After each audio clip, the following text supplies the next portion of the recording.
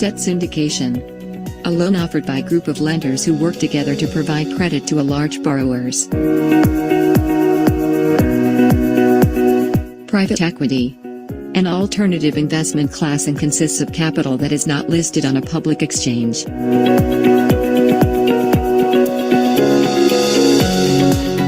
Valuation services.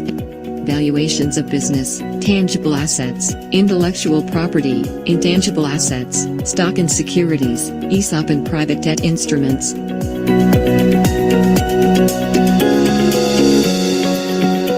Financial advisory services.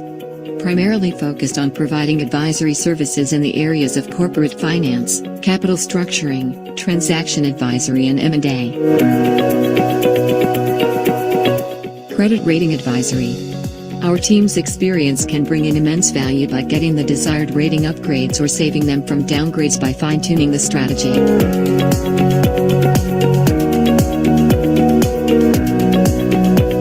TEV study and DPR report.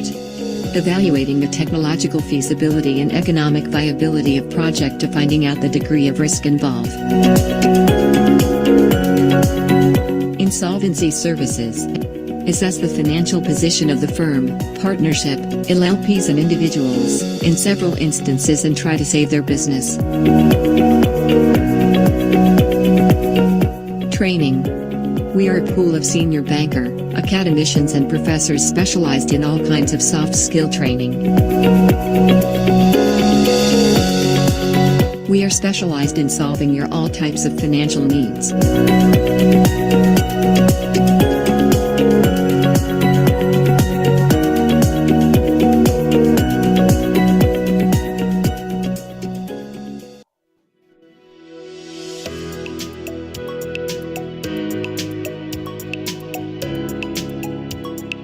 Virtual session on Unlocking the Potential of Green Financing for Sustainable Development in India. Know your speakers. Mr. Ashish Agrawal, Director, Resurgent India Limited. Chartered Accountant and Management Graduate Ashish Agrawal has a rich experience of more than 25 years in financial sector. He has an extensive knowledge in credit and investment banking, corporate finance, capital market operations, foreign exchange services, debt syndication, wealth management and financial advisory services. Agrawal has successfully sourced and executed over 100 assignments for debt, equity, M&A across various sectors, streamlined and improved existing systems/processes, risk mitigation, identified process improvements, control gaps, transitioned and developed procedures and services for business excellence. Mr. Nikhil Singh, Vice President, Resurgent India Limited. Nikhil Singh is VP at Resurgent India Limited. He is MBA and BTech by education and his experience in the field of financial advisory and investment banking spans over 13 years in the dynamics of sustainable financing with organizations like SBI CAP and IIFCL projects. Mr. Tarun Bajaj, Group Executive Vice President, Yes Bank. Tarun Bajaj have over 13 years of experience in infrastructure financing and have keen interest in Indian energy markets. Currently, he is leading the energy vertical, project financing, at Yes Bank. Prior to Yes Bank, he worked with SBI Capital Markets in project advisory and structured finance role covering infrastructure space, primarily energy and metals. He is an energy industry enthusiast and closely tracks the developments in technology trends, regulatory environment and financial innovation in the sector. Mr. Harwinder Singh, Head of Project Finance, Amplus Solar. Harwinder Singh is the Head of Project Finance at Amplus Solar. His experience in the field of financing and customer relationship management spans over 10 years with organizations like Yes Bank and Tata Cleantech Capital. Harwinder is an MBA and BTech by education and has been vocal in the areas of clean energy financing at multiple platforms and forums. Mr. Akshay Jain, CEO, KLK Ventures Private Limited. KLK Ventures, formerly known as KL Khanna Gear Industries Private Limited, known for manufacturing heavy industrial gears, soon joined the organization renamed as KLK Ventures Private Limited and further diversified their portfolio to include heavy engineering and energy. Conversation with his leadership experienced CEO with a demonstrated history of working in different industries. Introduced battery manufacturing plant and in-house testing facility in 2018.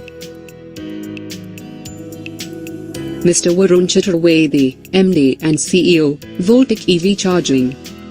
Varun is founder and CEO of Voltec, one of the leading EV charging infrastructure company at India. He is industry leader, having background of electrical engineering complementing fully Voltec business model.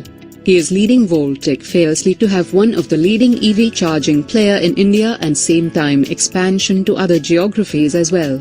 Established in 2017, Voltec currently operating 650 plus charge points across India.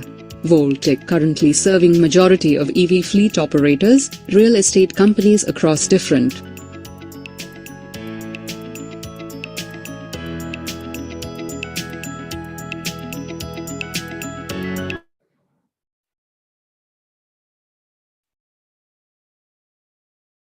Good afternoon, participants and designated partners. As a part of Resurgent India Knowledge Series presents today's topic, Unlocking the Potential of Green Finance in Sustainable Development in India. So I just give you the brief overview about the green financing.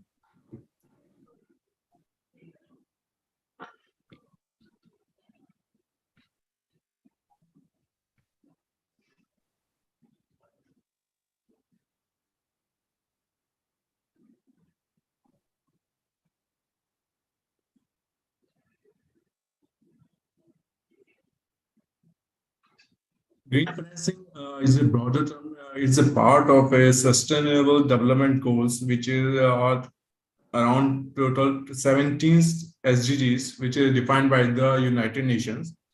On that basis, everyone is working on it. And in this recently, around the green framework worked by the Ministry of Finance in India, they just drafted the framework about the green financing. So they mentioned that India's aim to achieve net zero emission target by 2070, which set by the government of India in 26 COP in Glasgow meeting. And as per the study, the estimation is around at least we need a 25% of GDP annually by 2030. And according basis of the requirement, because we have to achieve the net zero mission, so India needs around 2.5 trillion till 2030 for the to achieve net zero mission, and 10.1 trillion by 2070 late.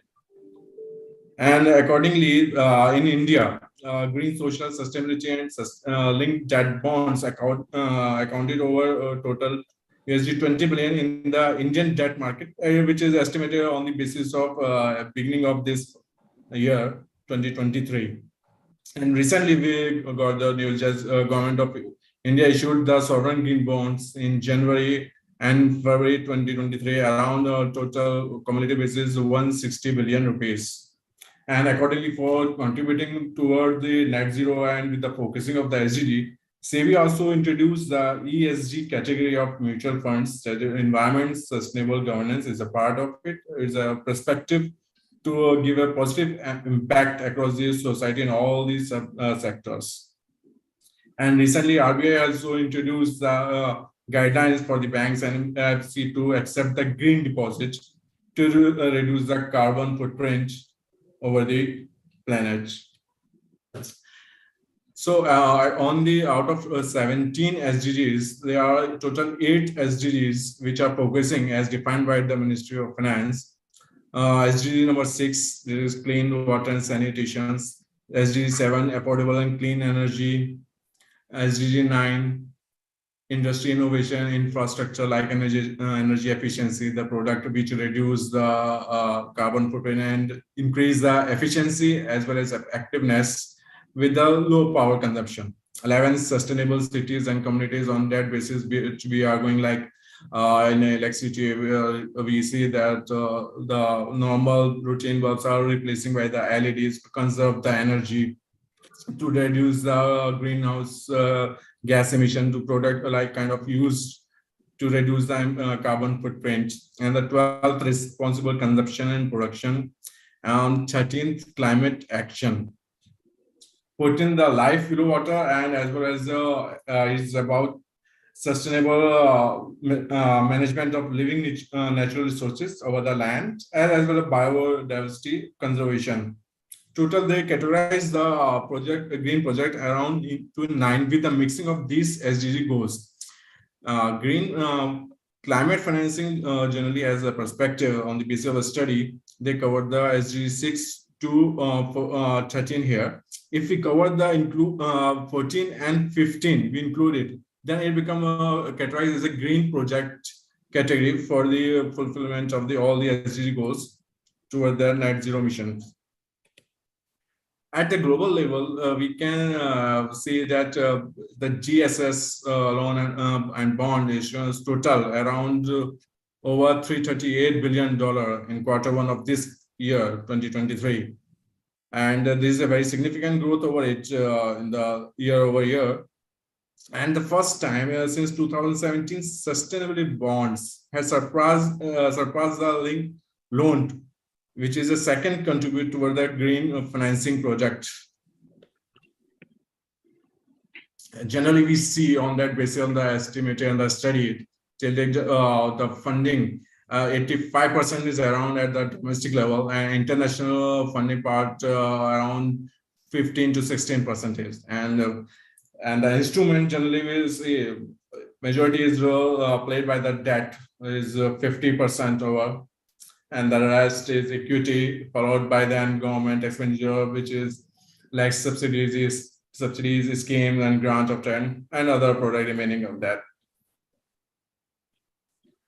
which I consider only that strategy which can enable for the scaling of the green finance in the market, which is a requirement as of now. We can have to build the capacity building, so every can just do the like credit appraisal or everything to consider on with the perspective how much they are giving a positive impact in the society as well as among the people, because SDG is about the blueprint for a better and more sustainable future for all of us. Like another like factors include like taxonomy support from the governments and different schemes through, and the third party of verifications, assurance, impact assessment, and some of the funding we consider about the reducing the hedging costs, because and we need some if kind of relaxation in minimum average maturity requirement and of restriction for the ECB, that would be a benefit for the inflow of the fund for that international level. And we also like in which, especially with the grid in which I think it can help us in scaling up the green finance, is about play with the bond market in the at local level, and more professional treatment about the cross-border regulations perspective, which can use that fund at a very good price for the sustainability development and the project which are giving the impacting on the that's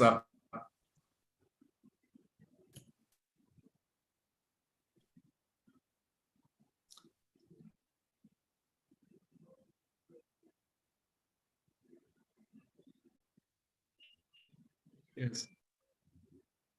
And now let's discuss with our designated speakers about first term. I would like to know what's in the market, what's the present status of the green financing, and how it contributing to achieving the SDGs in India especially.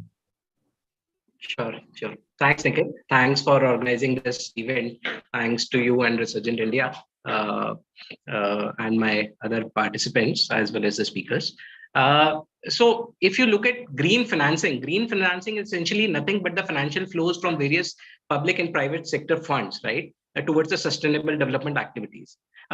As per the one of the recent reports by Climate Policy Initiative, there is a fund requirement of almost 162 lakh crore over next 7 years. So this essentially means there is an annual requirement of roughly around 23 to 24 lakh crore annually towards meeting our sustainability development goals, right? And this is essentially aligned with the the NDCs that we have committed to under various forums, including UNFCCC, right? Where we have targeted a renewable capacity of 500 gigawatt, 50% of energy requirements being met by renewable sources, and reducing the carbon footprint by approximately 1 billion tons. Then in order to achieve these goals, we are talking of almost 23 lakh crore of financing, green financing every year. But where are we actually, if we compare it with the number we are targeting? So essentially, if you look at, say, FY20 numbers, the total green financing which happened within the country stood at almost 3 lakh crore. So which is roughly around 15 to 16%, which is substantially lower than what we are actually targeting, right?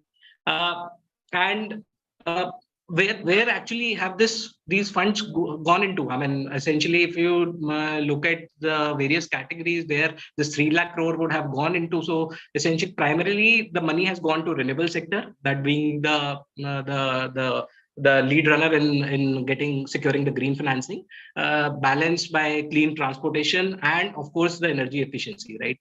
So apart from this, you have hardly seen any participation going in any other sectors, right? Whereas green financing is something which will go into mobility, it will go into steel, it will go into cement manufacturing everywhere. But as of now, there is a large under-penetration which is there. If we talk about which all players have participated, what are the kind of investors? So essentially, this 3 lakh crore financing we are talking of, this essentially have been financed by almost 80-85% by domestic investors only. And when I talk about domestic investors, it is essentially the banks and financial institutions, right? We have not seen any mutual funds, we have not seen any pension funds participating in that.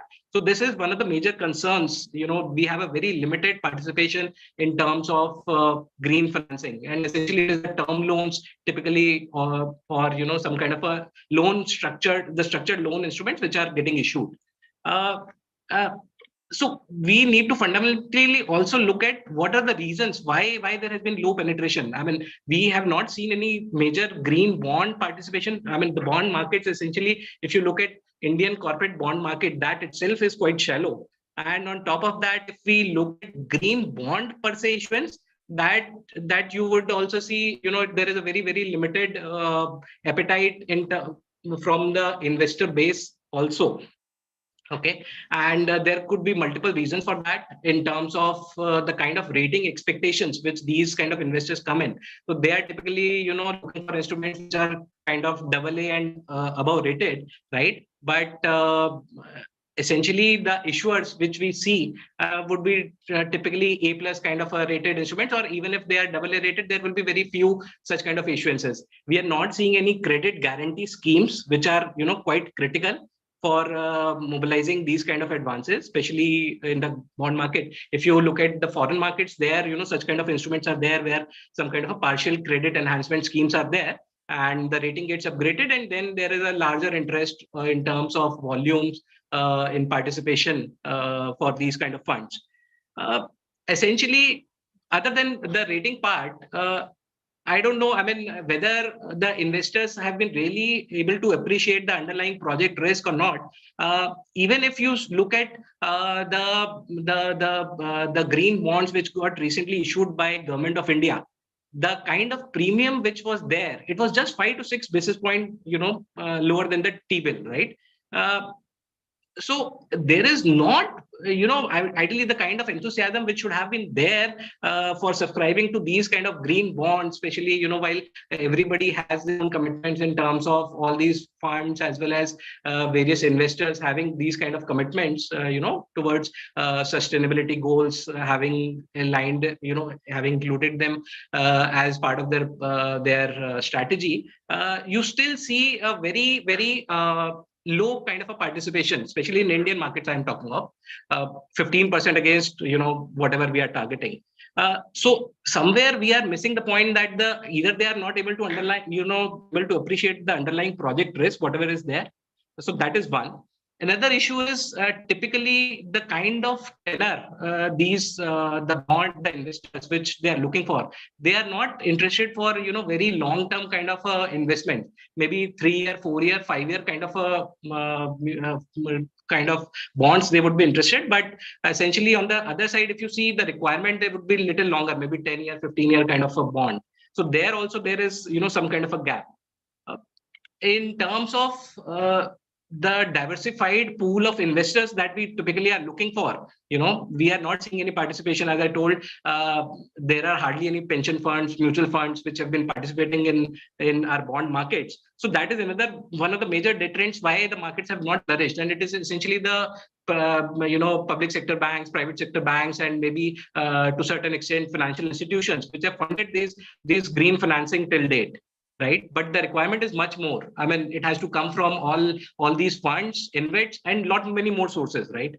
So this is again one of the reasons why the markets have not grown so well, despite there being a lot of push on this side. So what I see is, unless until the investor is either economically incentivized, okay, they are getting some kind of a higher return either from the underlying instrument, or there is some kind of a regulatory requirement. Okay, so say today, if there is some kind of a requirement that 1 or 2% of AUM has to be has to be maintained in say AA or above rated green instruments, then of course that kind of it creates a very big market there itself.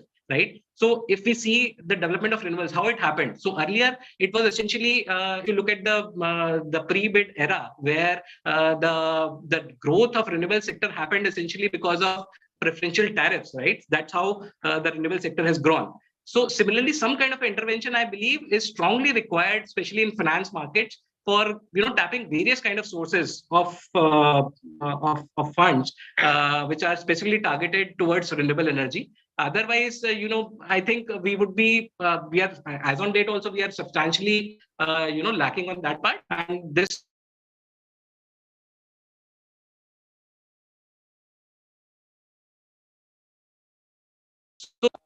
there are going to be going ahead. So that's a brief take on how the markets have developed so far. RBI has tried to do some kind of intervention through through priority sector lending, but if you see, those are like say 30 crore of 30 crore of any lending towards renewable energy that gets classified as PSL, priority sector lending, and for which the lenders also get some kind of incentive. But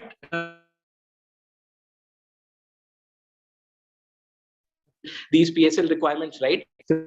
The green deposits, while they have been introduced, unless until these are maybe slowly and subtly they are kind of enforced, they are going to remain on paper, because ultimately, whether it is a retail investor, whether it is an institutional investor, whether unless until he is getting incentivized by getting a higher premium or over a normal investment product which is available in the market, these are not, I mean, these could be initial enablers, but there is much more which is required here. So that's a brief take from my side on how the markets have performed so far. And while I believe there can be much which can be done through regulatory intervention, but yeah, we are yet to see action on that part. Right, Tony. We got a point that about the credit risk assessment and yes, about the greenium, which term which they use generally, because over there the market rate.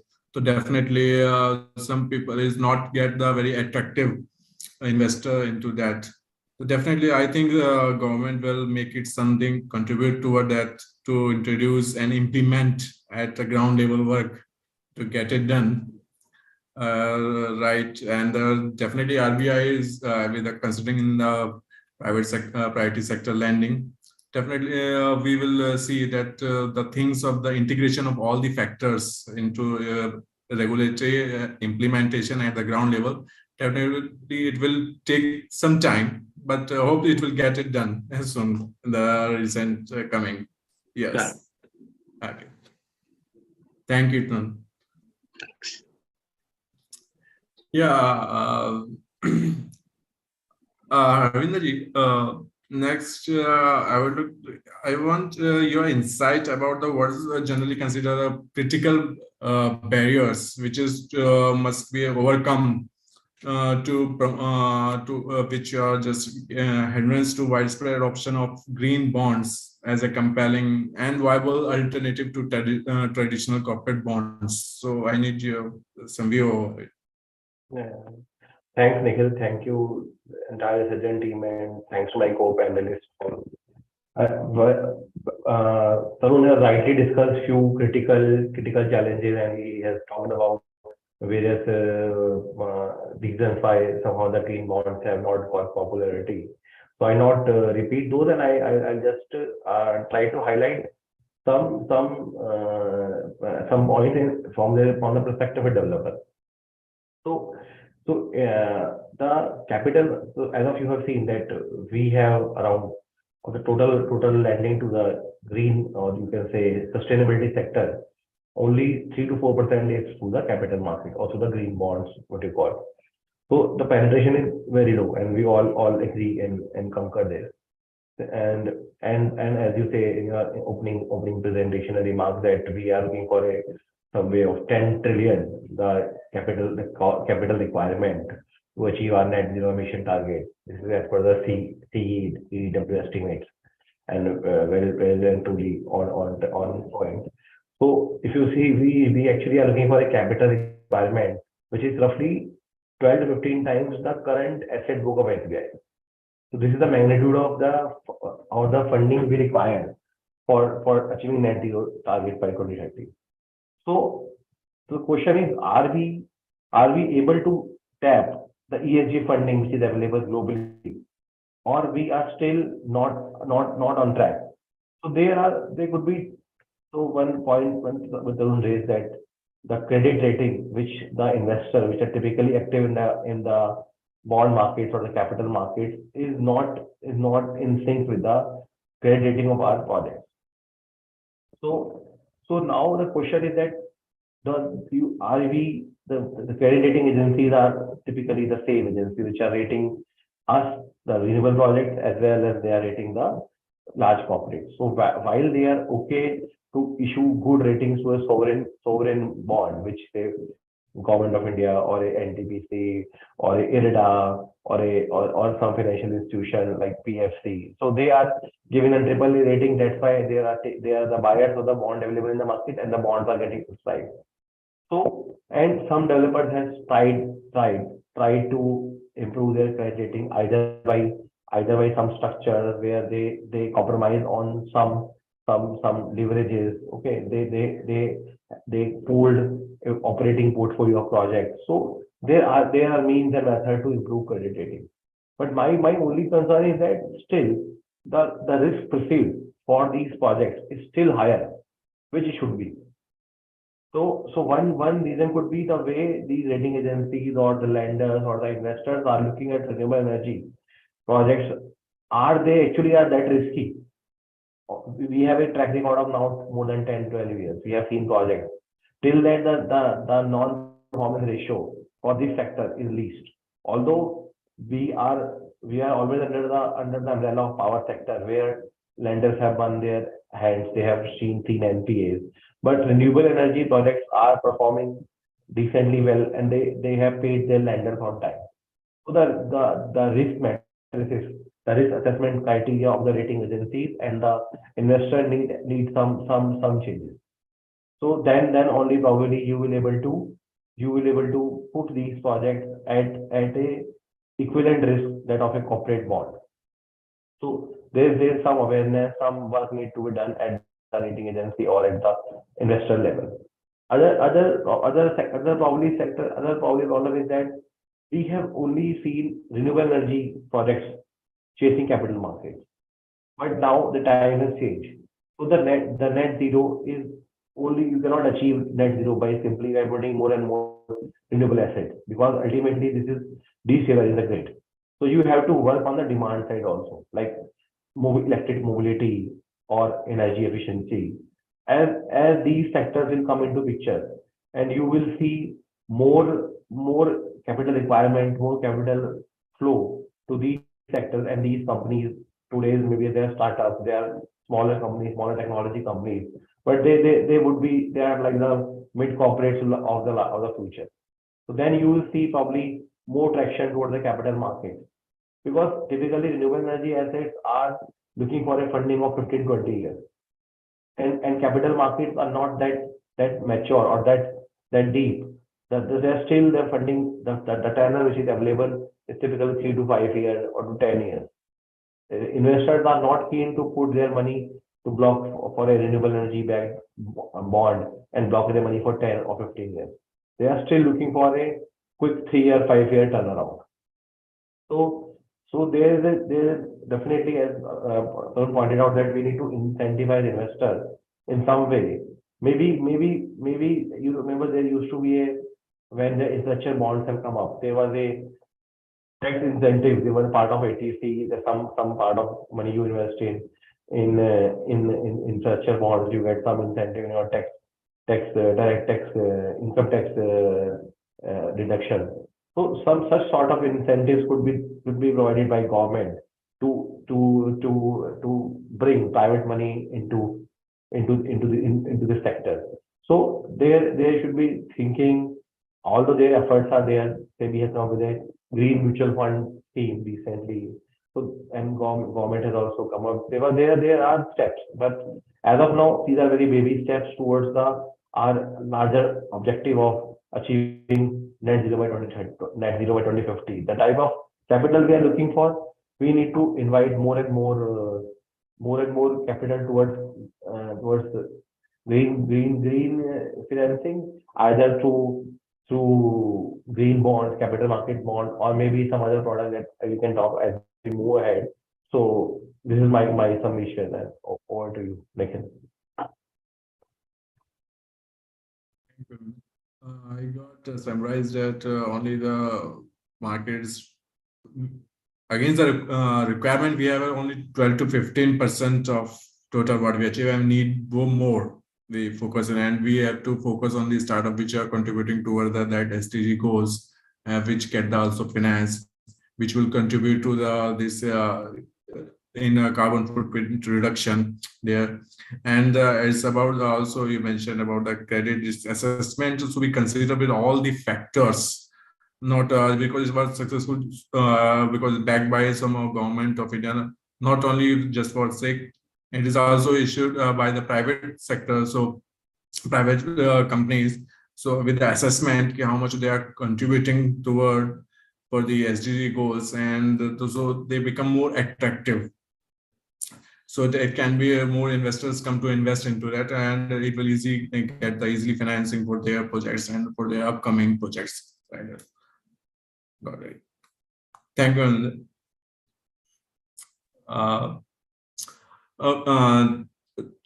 Another, any specific sectors or industries in India which hold significant potential for the green financing, and what strategies can be employed to encourage for their active participation in green bond issuance? Can you give your views over it?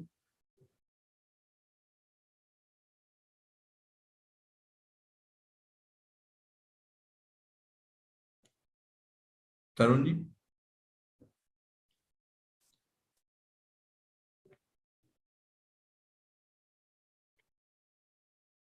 So you're on mute.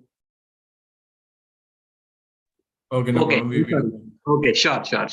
Okay. I'm sorry. So, Nikhil, what I was saying is, as per the broad green framework, which is accepted globally as well as as per Indian framework also, few of the sectors which have been clearly demarcated where the money from green bonds or green financing is likely to go is, renewable energy, climate change, clean transportation, energy efficiency. These are the typical sectors where the money has actually been going, right? So we have seen over the past few years, the money has gone into these particular sectors. But apart from these, there are core hardcore manufacturing areas where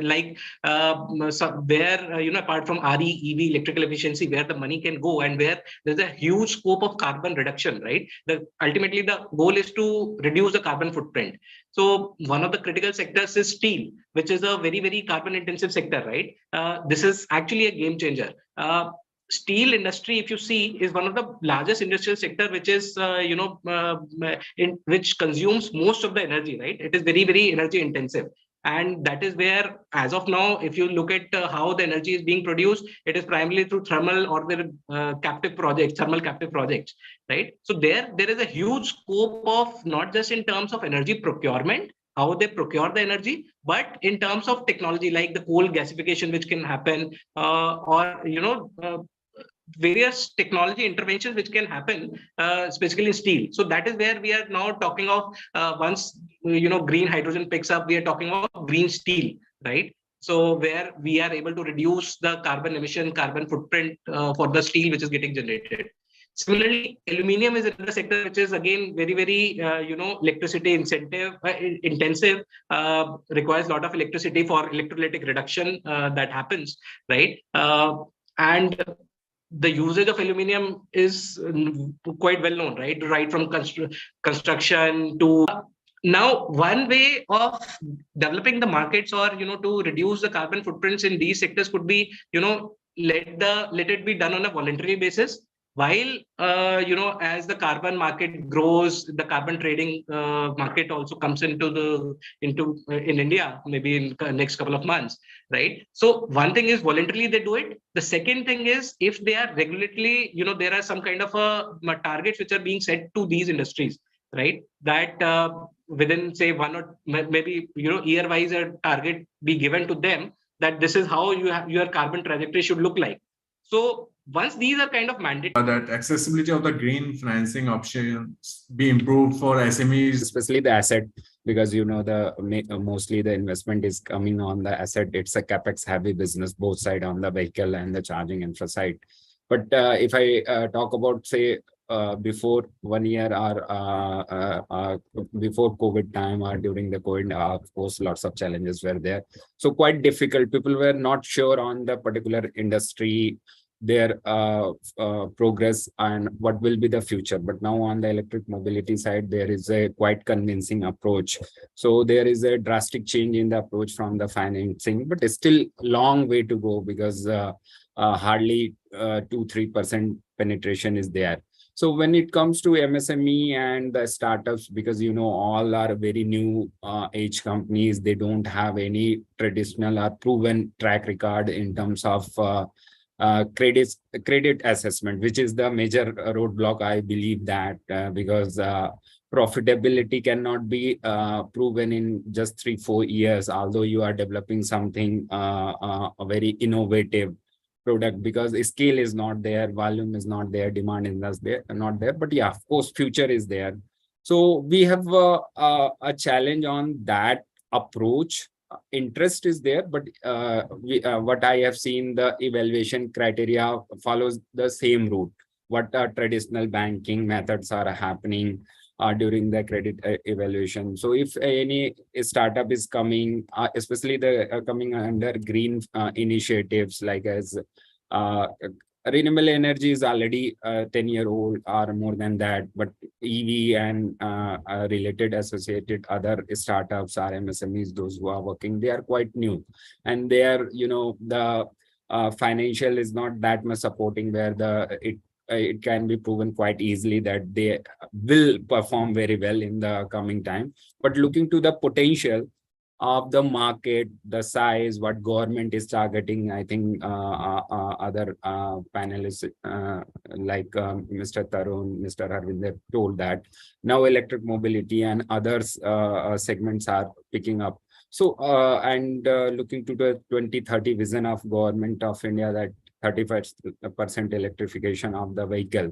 So there will be a demand, there will be a potential. So they need to come with a different view angle while assessing any file case of either MSME or the startups, they have potential. What they need, mostly 98% of startups require a funding either from conventional banking, NBFCs, or venture capitalist, which is happening right now. But still, the capital intensive business like vehicle manufacturing or the charging infrastructure require lots of support, and which cannot be done without any, these kind of green financing tools, which is required.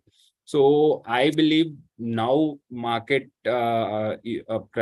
perspective has changed, and people are recognizing the efforts of MSMEs and startups. There are lots of banks and NBFCs and other platforms, even private platforms, are coming to finance the requirement, but still the penetration is quite less. There is lot big requirement in terms of funding to scale, because when we are targeting to make India a hub of manufacturing, either EV manufacturing, semiconductor manufacturing, so we require lots of support. Infrastructure building is not a 1-2 day job. It requires many years to develop, and then scaling it required another 3-4 years, or depending on the demand. So I believe there is a conviction in the market about the MSME and startup role in the industry. People are convinced on that part. Only it's a matter of just slightly different approach in terms of financing rather than going quite conventional, because with that their criteria or suitability to fit in that frame is quite low because of the new age company. They don't have a proven track records or healthy balance sheets of 10-12 years like that. So this is my thought process. Yeah. Okay, exactly. Today's you are into AV infrastructure segment, which is definitely contributing toward the goals for the greening the environment and reducing the carbon footprint. And MSME, definitely you told you they on the asset based they get the financing. So I understand that kind of MSMEs which are contributing directly or indirectly towards need more access to the fund at a very good rate, good pricing for their longevity and for their achievement towards their vision. So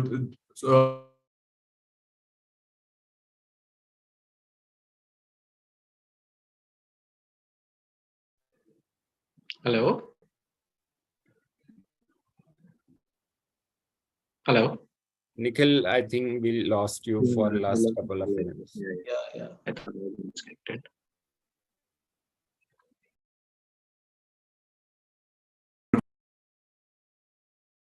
Yeah, he's back. Yeah. I think we lost you for last. some international, because technical glitches. So you were telling something on the. Yeah, because I was telling that MSME like you, which are contributing towards the, greening the environment and developing infrastructure related for the e-mobility sector. Under that, they need the requirements to need access to the funds, especially from the banks, especially at a very good rate for their viability and the feasibility of their project, so they can grow it. Because today's MSME is a future mid corporate. So definitely they need the access and the more very softer terms for the financing thing. Thank you. Harvinder, can you give some about what steps can be taken to strengthen transparency, reporting standards, and verification process for green bonds to ensure that trustworthiness and instill confidence among the investor will prevail? Yeah, very good question, Nikhil. So we've been talking about this. We have to increase the interest of, and we have to bring private money towards the capital markets and towards these bonds. So that's why there's a responsibility on the side of the issuer to have the extreme important top quality corporate governance standards. So we have seen although even the InvITs have not able to grow much in our country, it's just starting, and we have seen a couple of InvITs coming for the renewable space and the green energy space.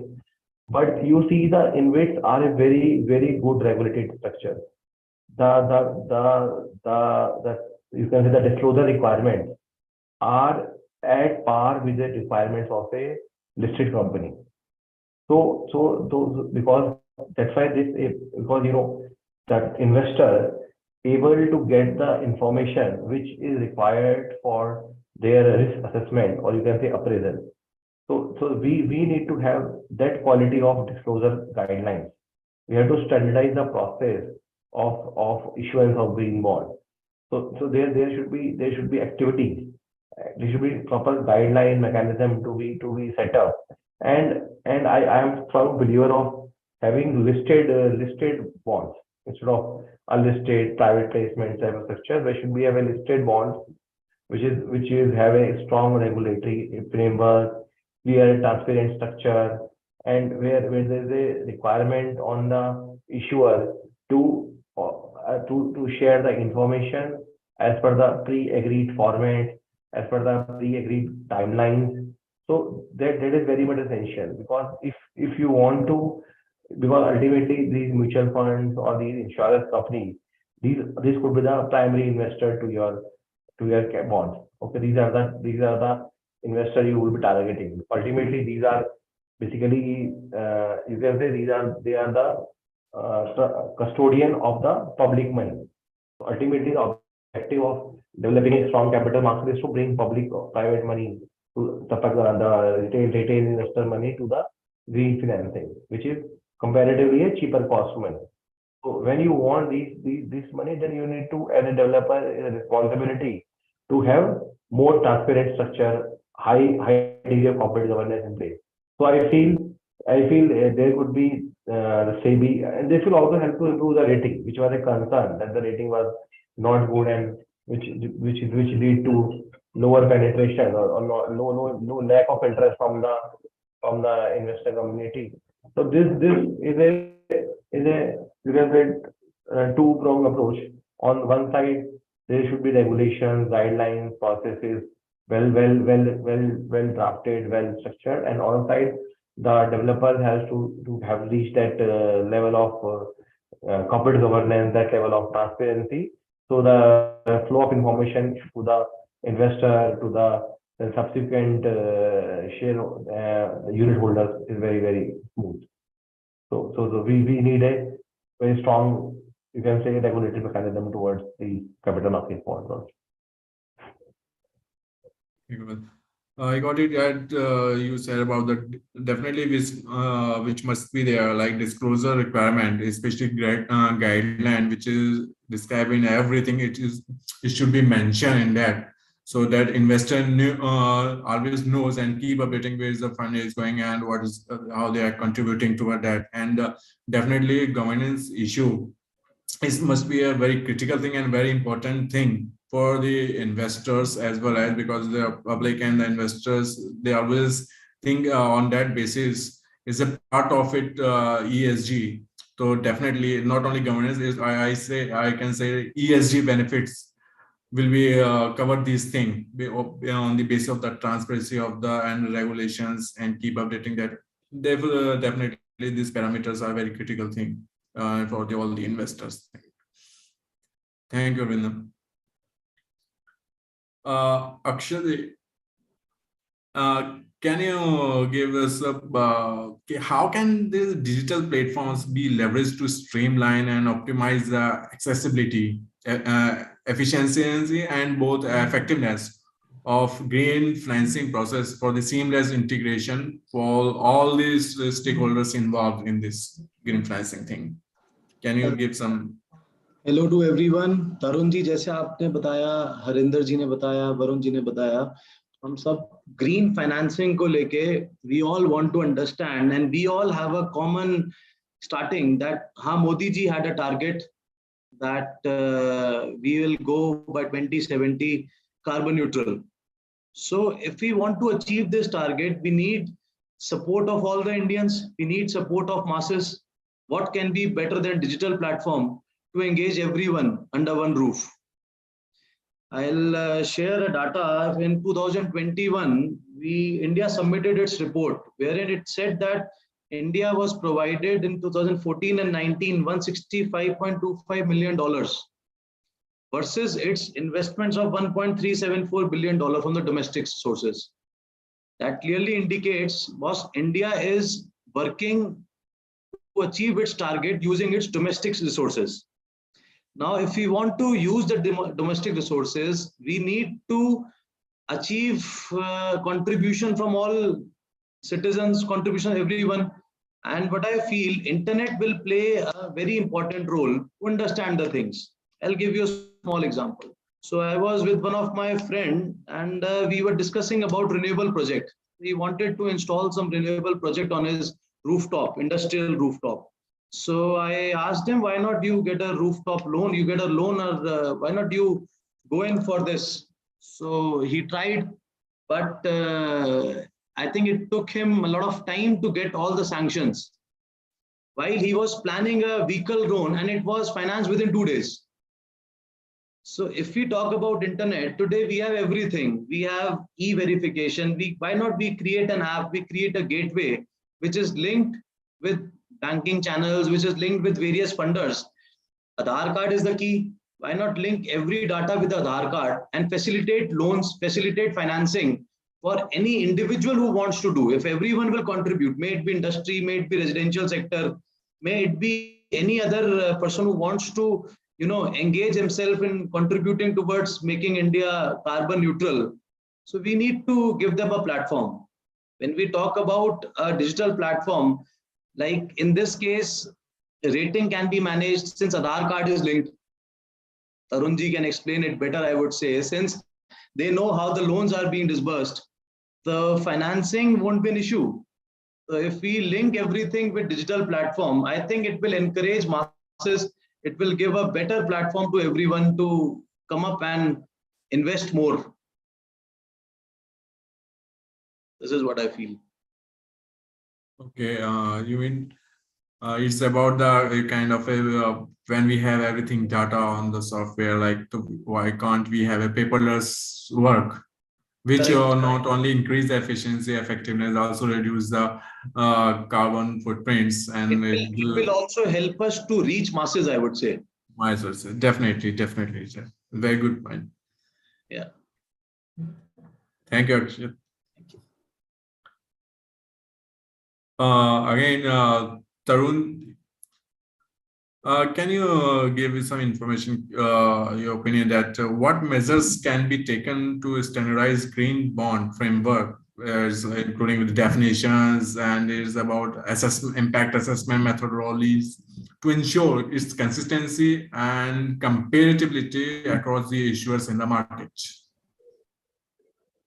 Okay. So, Nikhil, so how essentially, if we look at the overall framework, the standard green bond principles, which are globally accepted, domestically also, which are in place, there are 4 principles where the use of proceeds has to be managed, how the project is selected, where the money is going, how it is being managed, and the reporting part. Right. Once the project is implemented, whatever commitments that you have given under the green bond. So how those are getting managed, how those are getting reported. So very rightly pointed out by Harvinder that, there could be some pre-agreed formats wherein and the kind of frequency where it can be upfront agreed with the investor that this is how we are going to do. Right. So essentially for that, there have to be some standards which needs to get developed. So where are we lacking? So there is actually a lack of a common disclosure framework. That is where the difference is, right? It is essentially both the parties are not reaching a consensus on what green data is to be disclosed, right? So maybe later at the time of deployment of funds, there could be a company or issuer who would say that this is how I'm going to use it. But later, when the investor finds out, and he would say that this is essentially not what you had committed. You had committed to deploy funds in a particular kind of a project, and you have not done that. And the kind of impact which was expected is not in line. So so there is a lack, there should be a clear communication. So essentially those framework has to be developed, and where, you know, these kind of specific, what do you say, pre-agreed kind of data exchange, whatever has to happen, that gets agreed between both the parties. But you practically, if you see, India has already crossed that level. The taxonomy is kind of clearly defined. So here, as on date, if you ask me, investors are not really complaining about this, that, you know, we are not getting that. So once the money gets deployed and they are, you know, they are kind of getting second party verification, third party verification that the proceeds have been rightly invested, they are not very much bothered about of course, there is a annual requirement where they keep on assessing the impact which the project was expected to. But once it gets reported, they're broadly okay with that. So while the framework has evolved and there, you know, these kind of information exchange mechanisms, whatever was agreed, has come to quite some extent. Yeah, there is definitely some scope for further improvement where we could, you know, adopt to the international standards. But personally, if you ask me, that as on date, that is not a bottleneck because of which the investor interest is not there. It is essentially the commercial intent where we are lacking. These frameworks, while they can further develop and can be realigned to the international standards, yeah, I mean, the focus needs to be there on how to bring the investors, you know, how to make them participate in green financing market overall. Okay, so now I got it that because you are, which you explained, briefed about a disclosure of all the information for both all the investors, for the both party issuer and investors, so that the greenwashing can be with the perspective, all the parameters can be studied, and it can be also, it must be disclosed in the information that given, so that the flow of the fund can be, you know, the assessment can be done, where is deploying and how is the about the data is coming there, how they're contributing toward that SDG goals. Correct. And maybe a customized solution can be worked out for each asset class, or, you know, maybe for each industry, like for a steel industry or aluminum industry, how that has to be reported, how the carbon emission reduction has to be, you know, monitored, and what are the parameters which you are going to report every year. So once, you know, that standardization, of course, has to happen industry wide, and of course, the, you know, the kind of instrument wise that can be categorized and that can be worked out. But on a practical implementation, as on date, this is definitely not a deterrent because the investors are not coming. Just to add to Tarun's point, so there was a bond issued for a large cement manufacturer globally. Okay.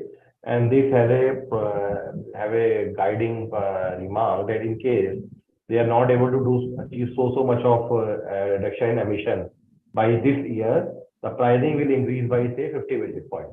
So there was a strong deterrent, which ensure that they always comply with the bond was given for a purpose of green net reduction of carbon emission. And if they are complying, then everything is fine. If they are not able to comply with that, then there is a penalty, which was deterrent for the issuer, as well help the investor to get a control or have a control and able to see the right edges of their fund. So such sort of structures can be built up. Absolutely. Very good information. Exactly. It must be disclosed of all the information, and the keep tracking of all the data. It will be a good feedback. Thank you, Karan.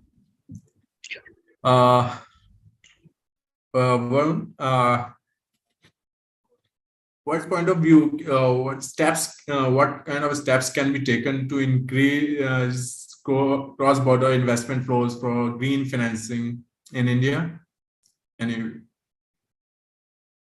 Yeah, so on my perspective or my experience, what I have seen, especially on the electric mobility, there is a huge interest coming from outside because it's a global scenario. And we have seen investors want to know, because we are a volume market as well. You know, we are the one of the largest automobile market And if we are targeting on electric mobility, so definitely there is a huge interest, and as discussed, lots of capex is required. But what I seen are found during the discussion is the lack of the uniform data. As of now, I'm talking about very specific on the electric mobility segment because it's quite new. While other renewable and other projects, there is a good streamline already happened.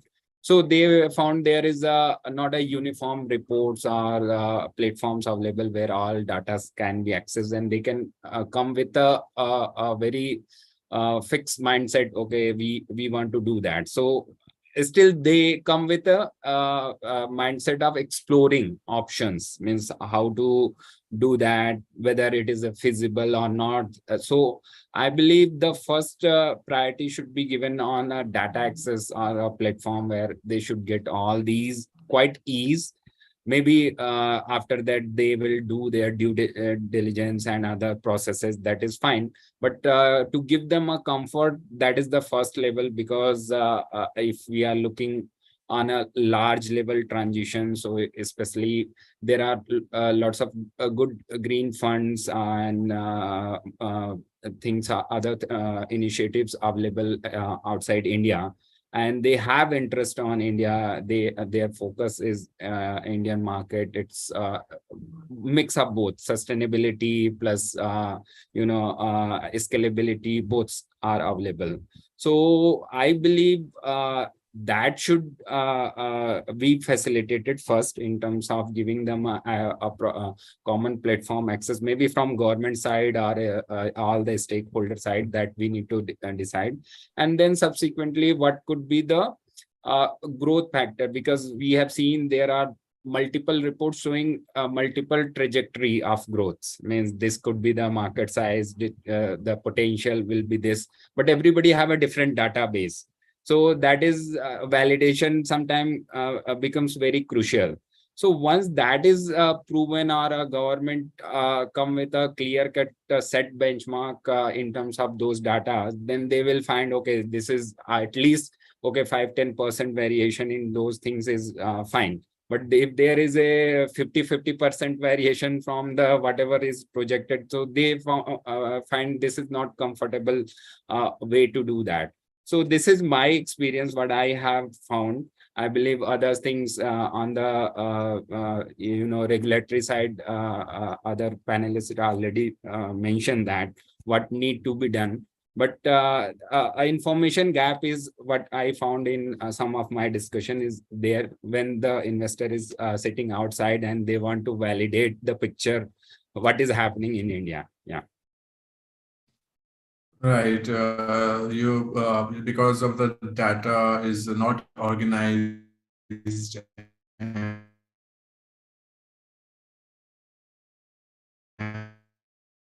and access for and make a strategy for the investment can be we can approach to the investors outside also. Thank you, Varun. Yeah. Akshat, what measures can be taken to ensure the integrity and credibility of green bond certification and labels, and prevent greenwashing practices in the market? I think before discussing this, we all must understand what exactly greenwashing is. So like greenwashing, like today the trend says go green. Everywhere we hear this label, go green, and the person is able to sell anything on the basis of the tag that it is eco-friendly. So what is green? This is nothing. This greenwashing is nothing. It is just a marketing gimmick, I would say that. And companies like Coke, Shell, BP, they all are somewhere who have been in past found guilty of using this gimmick to promote their product. Today, everywhere you find that people say our product is eco-friendly, but is it really? It is that company is spending more on marketing itself rather than giving a environment-based solution. So what I feel that we need, that government should form a team of experts from the industry, from the banking sector, from the various different industries, and we all should lay down a procedure for green bond certification, green bond labeling. Like everywhere, the role is like green financing, but are we having policies to monitor it? We are at the stage of it. Like there's third-party verification of green bond by Climate Bond Standard Board. Similarly, we need to have more such policies, more such boards, more such third-party checks to ensure that whether we are working towards achieving our goal, whether what the companies are marketing, whether they are really marketing what they are supposed to. So in my view, what I feel we must, like Tarun ji ne bhi abhi piche yahi mention kara tha about this term greenwashing, that we need to have more stringent procedures, we need to have more standardization. This is what I would like to say on this. I think Nikhil ji, आपका system बीच में freeze हो गया.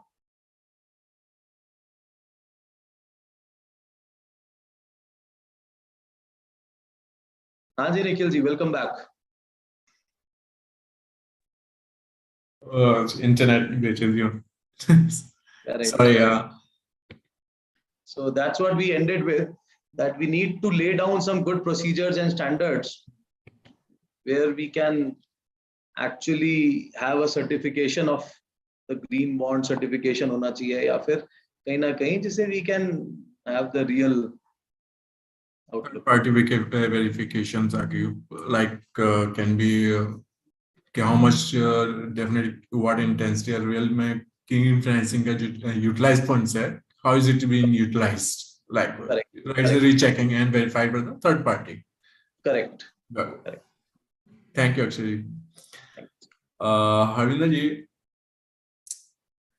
can you give what sort of policy interventions are needed to create a favorable regulatory environment for green financing, and with the covering the tax, incentives, subsidies, any exemptions? What's your view about it?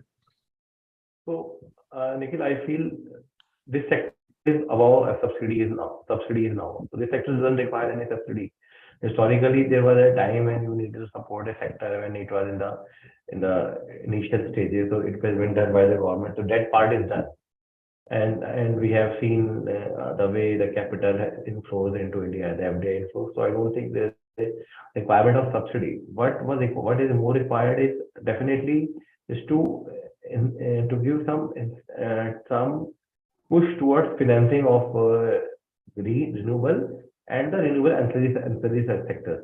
Like I'm not talking about only generation. So as of now, we have seen financing coming to generation part of the business, or the renewable, or the green business, but not towards the other sector. As my colleagues Akshay, Varun, co-panelists have really pointed out, that it will be very difficult for a SME which is working in a mobility sector, or a module manufacturer, or some the local operating to raise companies to raise funds.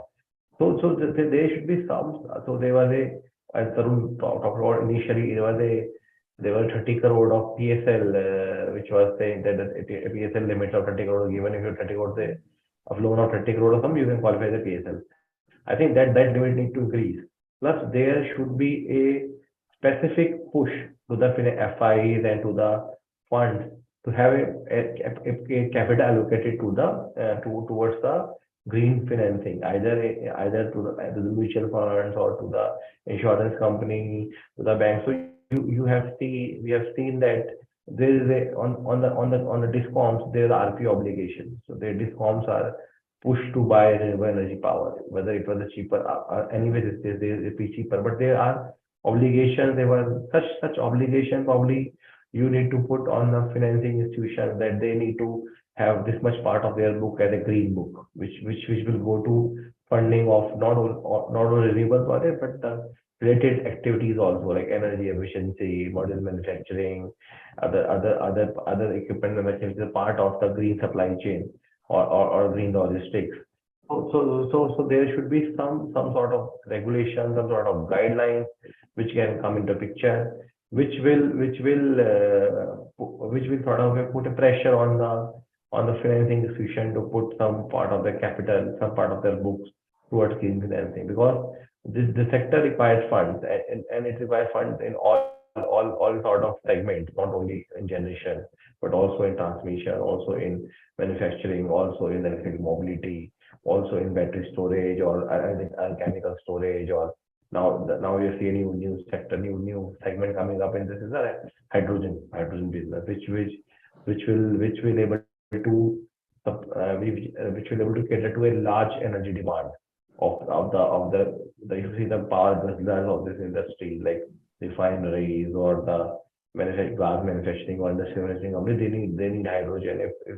If you want to green that part of the energy requirement, then you need financing. So such measures should be either RBI or some other regulators should put such guidelines, and it would help. Right. Because green financing is not about the financing the renewable projects. Anything like energy efficiency, green building, and the clean transportation, you already there's a separate policy must be there, which is clearly explained for the and give some benefits for the private companies, so they can invest for the better for the towards the achieving the SDG goals. I got it. Thank you.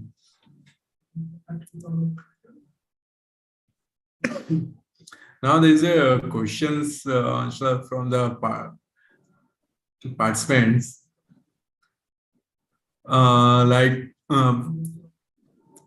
What help is provided by government to industry in making them green? If there is any, then how do industry tap that? Would like to give some insight information over this?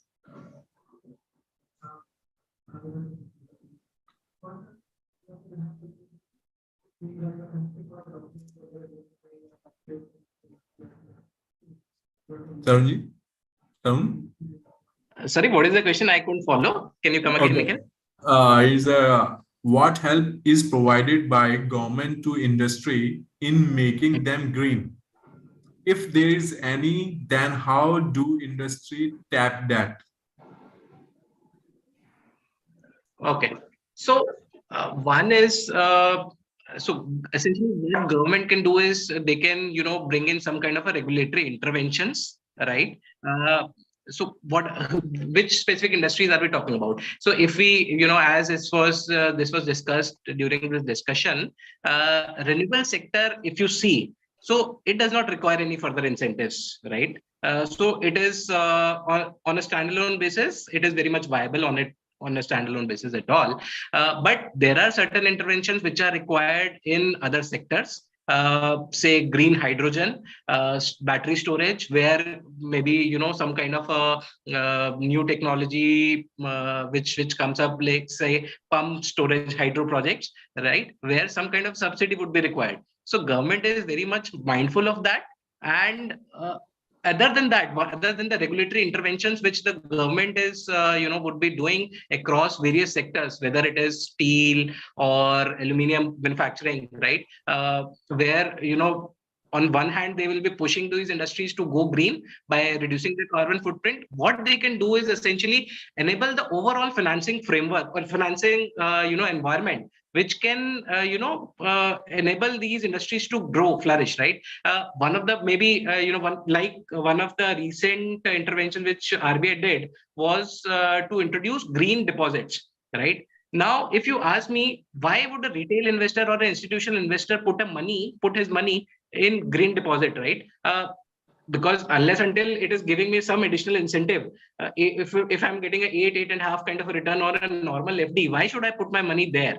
So maybe government can think of giving some kind of a incentive in terms of tax benefit, right? The interest income from these green FDs will be tax free or will be charged at a lower tax rate, say 15%. Immediately you will see there will be a huge mobilization of funds towards these green FDs. But at the same time, they also need to be mindful of the fact that since this is the green FD, the banks also need to deploy these funds, especially in the green projects also, right? So it has to go hand in hand. Government is doing all their efforts across all technologies, all industries, but yeah, it is in a graded manner. Essentially, what we have discussed so far in this panel was create an environment, create an entire financing environment which can enable these industries to grow on their own, maybe get some kind of a support for initial few years, and once that is there, then it becomes a self-sustainable kind of a market. Okay, great. Another question. Is there any easy financing for making industry green? And is there any government guarantee to make it really workable? So easy financing, maybe. So whatever I'm aware of, so there are certain, like we talked about, PSL incentive, PSL scheme, which the government and the RBI introduced, that up to 30 crore of renewable financing will come under PSL.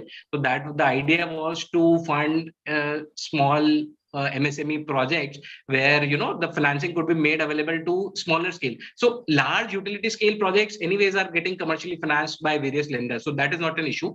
But to have a reach at a larger or granular level where MSMEs could be funded, where rooftop or individuals can be financed, so that was the whole idea of getting the PSL benefits or making that PSL benefits available to the lenders. But where it has not really come up or not really met up to the expectations of RBI is while they have put the framework in, but there are no the penalties or no deterrent for the bank if to not comply with that. So there are PSL targets. In case those are not met, so there are so far, apart from few minor contributions which the bank is required to do, there have been not major penalties per se. So once these kind of strong fixtures are put in place, then we are going to definitely see the impact of these kind of interventions which are going to happen. But yeah, at the same time, if you see, there have been a lot of SBI, in fact, Yes Bank also, they have come up with a new product where up to 3 crore of loan can be distributed or basically can be disbursed to MSME for essentially for financing of rooftop solar projects. Right. It is done to finance individuals basically at individual level where the rooftop financing can be done and to have a larger scale of penetration. So these products, banks individually on their own voluntarily basis, they are doing it. But yeah, at the same time, there is a certain intervention which the government and RBI has been doing. So maybe after a couple of years, we'll see much more deeper markets here. Right. Thank you, Tarun. Another question I get, why is credit enhancement mechanism not picking up in India?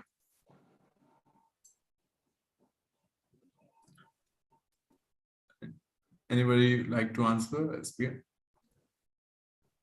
I'll take it.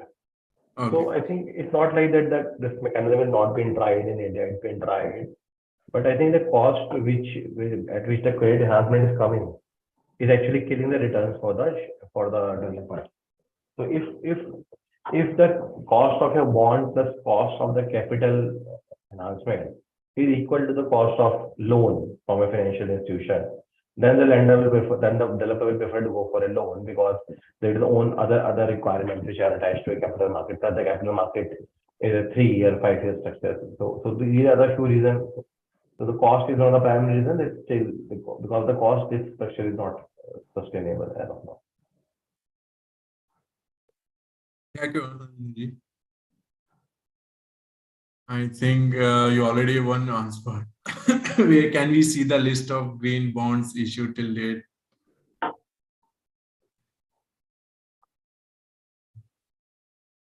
And this, I think we can. You already answered. Yeah. You already answered.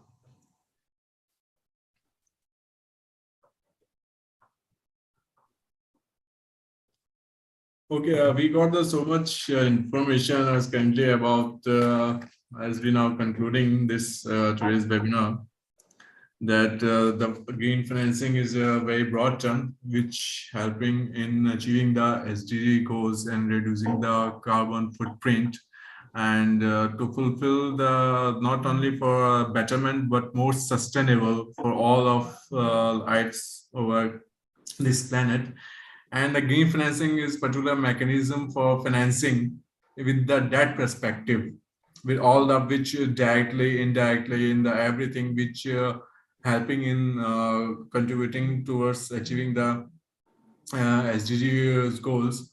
So, and which can provide also accessibility fund to the MSMEs, all the small players, and the new technology, inclusion of the new technology innovations, which helping in the reducing the carbon footprints. So definitely we are focusing, and the framework is every regulations or is into already started in framing of this work for the future. As one word already introduced by the Prime Minister of India, LIF, lifestyle for the environment, which is one word, and we are definitely contributing towards achieving the NDC goals.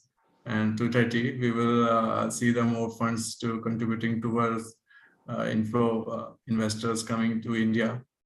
So definitely, we are achieving that way. So I just concluded. Anything from your side? Thank you, everyone. Thank you, everyone. Thank you. Thank you everyone for your time. Thank you, everyone. Thank Take care. you. Thank you.